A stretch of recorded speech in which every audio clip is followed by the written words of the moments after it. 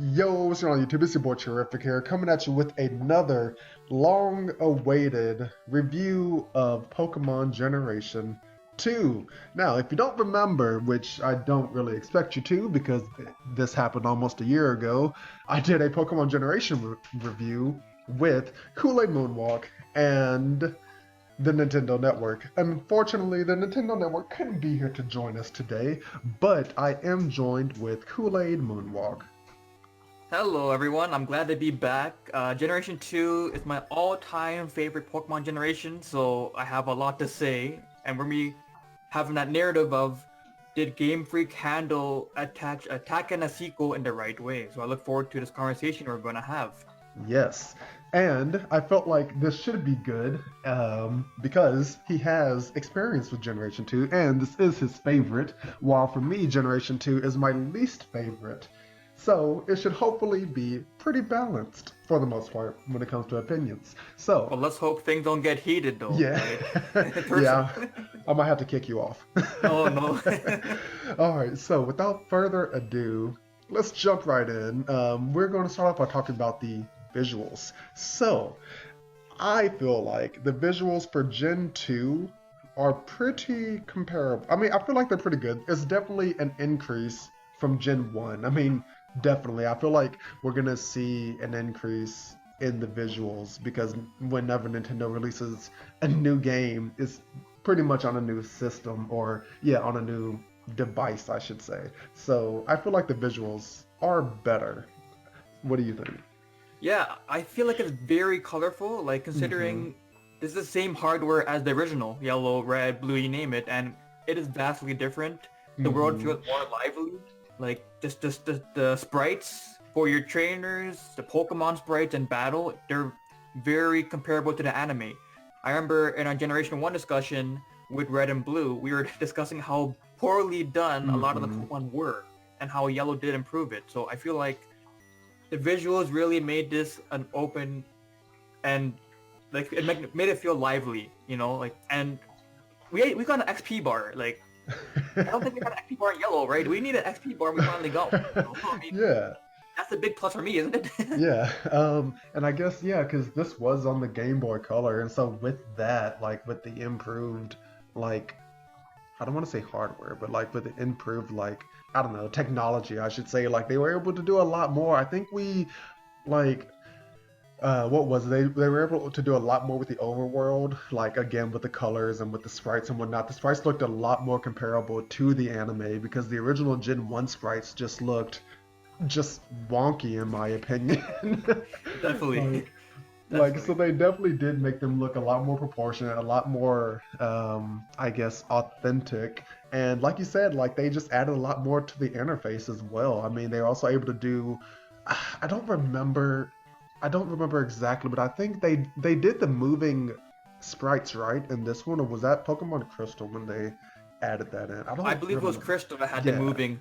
Yeah. Yeah, but even still, like that was also like like a pretty big deal just Yeah, it was because very surprising to see that. It was so unexpected, right? Yeah. See, and obviously, I would say one of the critiques would be that this falls suit to Generation 1 is that sometimes it is hard to differentiate the regions, like a forest between an open field, between like a lakeside, right? They do feel kind of similar still in Generation 2, Yeah.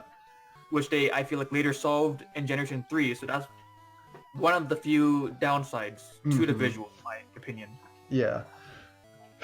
Excuse me. But yeah, I mean, and I guess like overall, like I mean, there isn't much to say just about it. It's like it's pretty noticeable just with like again just playing the game, you can easily just tell how they improved on that aspect.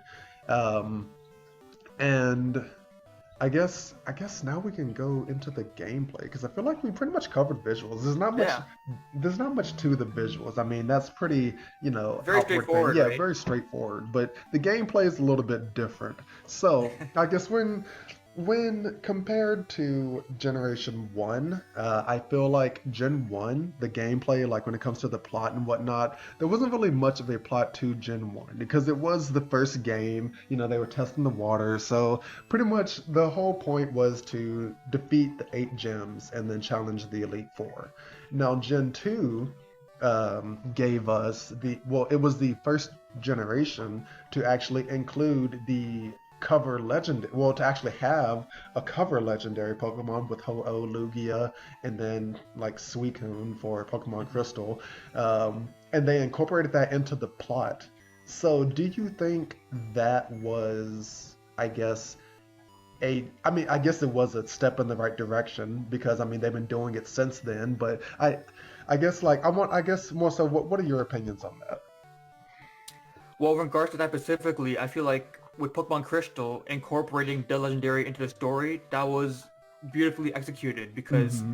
Pokemon was incorporated throughout the adventure with Suicune, right? Yeah. You just notice it in different areas, and then it would keep running away, and then you have this trainer that would follow Suicune. So it's not an important story arc per se, Mm-hmm. but it was still noticeable. Yeah. And then when you finally get to battle and capture it, it felt very important. Yeah. In Yeah. regards to Luigi and Ho-Oh, I feel like maybe that wasn't as emphasized as Mm-hmm. Suicune. Would you agree with that? Yeah, oh yeah, definitely. Because Lugia and Ho-Oh, they kind of like teased at it, like through the subtle imagery. Not imagery, I guess, just like with the subtle like dialogue lines that you could get from people, like, oh, there are two towers where like bird Pokemon would like, roost and make their home and whatnot, and I don't know, and I guess when you finally like came up to them, like at the end of the game, when you finally got the chance to battle them, it seems a bit out of nowhere, I guess, because it didn't have that same build up like they did with Suicune. And Exactly. and even though Suicune, I don't know, I do find it a bit random how they just decided to use that for Crystal. I do think they did it a lot better, just again, like with the mystery of it. You did see it repeatedly, and then there was another trainer you seen who was following Suicune, and like, because he wanted Suicune, but then we eventually got it and just seeing that character development with you, seeing and how he basically was like, okay, I'm not meant to have Suicune, so I'll let you take it from just Right, right. yeah. Um, and I guess plot wise, the fact that this was a just a straight up sequel is what makes this generation unique because it isn't like an independent region. Like Johto and Kanto are heavily like intertwined with each other. They even share an Elite Four. Like they're directly connected to each other, land wise also. So just the fact that it's a sequel also ties more into the plot because they did have those references to Gen 1, and I feel like they had more references to the previous game than any other generation did, just because this was directly a sequel. Um, which I think was pretty nice. Obviously, because Nintendo or Game Freak didn't think that they would make another one, which is why they decided to make this one a sequel. Um, Definitely, just like I said, made it more unique, and I don't know, it just helped it to stand out. What do you think? Yeah, you hit the nail on the head. That was one of the biggest reasons why I really enjoyed Generation 2 because it continued on what we built upon in Generation 1, right? Mm-hmm. Like every other generation afterwards is self-contained to its own story, right? I Mm-hmm. guess Black 2 and White 2 are the exception to that, but Yeah. having Team Rocket come back, them trying to bring back Giovanni, having that continue, and then having reoccurring characters like Lance and Koga, Mm-hmm. right? And for Lance specifically, he played a big role in the story, Oh like yeah, when it became definitely. critical, right? And that set the template for other generations, where the champion would be a character, right? Mm-hmm. Well, I'm curious, I guess, in regards to the Team Rocket story, do you think it played out well, or compared to Generation 1? Um, let's Like see. I would say, like one issue I had is that Team Rocket and Generation 2 didn't have a key character. Like Mm-hmm. didn't have a Giovanni, right? So Yeah. it felt lacking in that regards. Yes. Well, but they corrected that with the remakes, which I don't remember how I wanted to tackle remakes. Well, I guess Well, I guess remakes would more be for the generation that they came out in. So technically, Heart Gold and Soul Silver. I'll talk about that more in the Gen 4 discussion, but I'll just lightly Sure. touch upon it here. But they did fix that by actually giving the admins names and their own personalities versus because in Gen 2 they just look like every other Team Rocket member. So Exactly. so they definitely did notice that issue, and they did touch upon that. And I don't know. I feel like again. I mean, I don't, we can we can go back and forth, complimenting like the overall plot. I mean, we did have some minor things to say, but overall, I do think that they did a great job on the plot for this one. And I guess with the plot comes another aspect of the game that some people, well, I guess going back really quickly to the fact that it's a sequel and how Gen 1 and Gen 2 are like really intertwined, like that gave the impression for something that fans still want to this day. Like the fact that you could, after the game was over, go back to Kanto. Like people still want Game Freak to make another game where we get to go to like a game with two regions in it, basically. So just the fact that one generation was able to give that lasting effect just shows like how successful that move was. Do you agree? Yeah, I do, and it's funny. Like when we first experienced the post game of Mm-hmm. Generation 2, going to Kanto, like this blew everyone's mind, right? Yeah. We expected this to set the standard, and it's Mm-hmm. been nearly 20 years. We haven't got anything since, Yeah, right? yeah, You know, like which is why like so many like fan games and whatnot are incorporating that because it is something that people want now. Like it's something that we got a taste of and that we have not been able to to experience again. So right. I'm glad that I remembered to bring that up. So now so now we can go into I guess another aspect that fans complain about, like with every Pokemon game, is the challenge. So, normally, of course, Pokemon is rated E for everyone, and it is marketed more so to kids, even though a lot of adults also play it. But I feel like the challenge part of Gen 2 is kind of what makes me, I guess, like dislike it. Like, it adds to my dislike a little bit just because okay, so to compensate for the fact that they have two regions, which basically means that you have like two like leagues to follow, they had to substantially decrease the levels because I think what the first gym leader in Gen 2, his ace was like level 9 versus in Gen 1 Brock's was like what, level 14 or something like Yeah. that. All So right. and again, I understand why they had to do that. It was to make it so that you weren't like in the level 100s by the time you got to Kanto, but it definitely does make the game seem a bit easy to blow through because like I remember like not really having any difficulty except for of course Whitney's Mill Tank Oh who my God. That's traumatizing. yeah, or like again 20 years later people still have PTSD from. It's never gonna go away. Yeah. Oh my gosh. So I don't know. And I don't know. I think also just the fact that a lot of the gym leaders also just like had three Pokemon. I think, right? Yeah, that was Yeah. a notable aspect of it. Like, they never had full teams, Yeah. right? Yeah. And it's like you're a gym leader. You're supposed to have like you're supposed to be the test to see how well I'm doing with my journey, and yet you have half a team, Right. like. And another issue with gym leaders is that a lot of them had mostly Kanto Pokemon than Yes. Johto. I found that very strange, you know? Yes. Oh my goodness, I forgot to bring that up. So, okay, I'm gonna go back to the gameplay a little bit, and I feel like they definitely did not utilize their Johto Pokemon enough because like so many trainers would still use so many Kanto Pokemon, despite the fact that they created 100 new Johto Pokemon. It was still primarily Kanto. And I guess also going back to the gameplay, since they did have to squeeze two regions into one game, which is a heck of a lot of data, the routes were incredibly small. Like each region, like to compensate for the fact that there were two regions, Kanto and Johto, like they had to substantially like shrink down things, which is why like I want to say that that's for like in Viridian Forest, like it was like a big difference between Gen 2 Viridian Forest and Gen 1 Viridian Forest, or like Gen 1 Victory Road and Gen 2 Victory Road. Like they just had so much data to squeeze in that they had to, like I said, compensate by making things smaller, if that makes sense. I don't know, did you Yeah, notice that? I agree. Like a lot of people say when talking about Gen 2, it's two games in one, but I would say it's Hmm. more like one and a half Yeah. in one because, like you said, the like Kanto is there, but a lot of it is very Yeah, minimalized, like bare right? bones. Like it's bare Yes, bones Kanto.